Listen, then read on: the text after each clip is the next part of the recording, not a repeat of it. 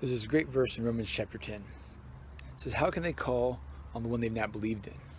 And how can they believe in him that they've not heard of? And how can they not hear? How can they hear unless they've been told? And how can they be told unless someone's been sent? And then there's this blessing. How blessed are the feet of him who brings good news. See, how can the world know about Jesus unless we go and tell them? And when we go and we tell them, then they have the opportunity to hear, and they have the opportunity to believe. And maybe you're thinking, Mike, I can't do that. I don't know enough, and I'm not gifted enough, and maybe you're like, I'm more of an introvert. I like to stay quiet to myself. But if someone held the world's greatest news, they kept it to themselves and never told you, life-changing news, and you found out later that someone withheld that information from you, how would you feel? Would you call them your friend?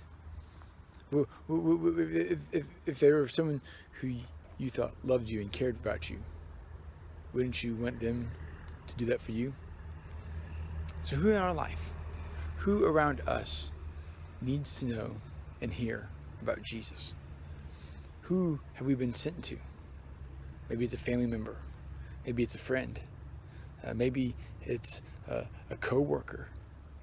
Maybe it's someone right now that we can only see on, maybe we can only do voice to voice. Maybe it's only through a phone call. Maybe it's only through a video chat, that maybe a FaceTime or Zoom or some other way to see them on a screen. Maybe it's a neighbor. So while social distancing, you can still make contact with them. Are there those around you that are in your Jerusalem that need to know about Jesus? That you've been called to go and tell them what God's done for you.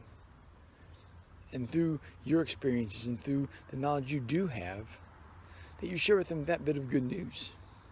And in that, they hear about Jesus. And in that opportunity, they have an opportunity to determine if they believe and maybe take some next steps. And right now, while we have all of our services on video, then they can check things out from afar. They can check things out at a distance and see if they might want to consider what a next step might look like. Maybe it's a conversation. Maybe it's having some questions answered. Maybe it's engaging in dialogue. Maybe, just maybe, it's putting their faith in Jesus. But how will we know unless we go and ask them? How will we know unless we go and tell them? You might say, Mike, I don't feel very sent. But if you've been saved, if you've given your life to Jesus, then you've been sent.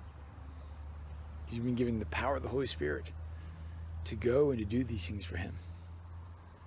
As Jesus told his disciples, first off in Jerusalem, then Judea and Samaria, and to the ends of the earth.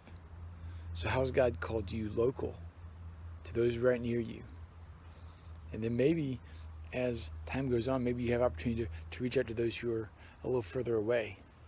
Maybe friends or people you know who are in a different location. And maybe God might just open the door to extend your influence to other parts of the world. Maybe not by you going, but maybe somebody that you know, as they come to faith, maybe they go. And who knows how that domino might topple over another domino and take the faith that you've held and shared with someone else. How it might go cause ripples all around the world. Hey, I pray that today you go and you're brave and you share with somebody.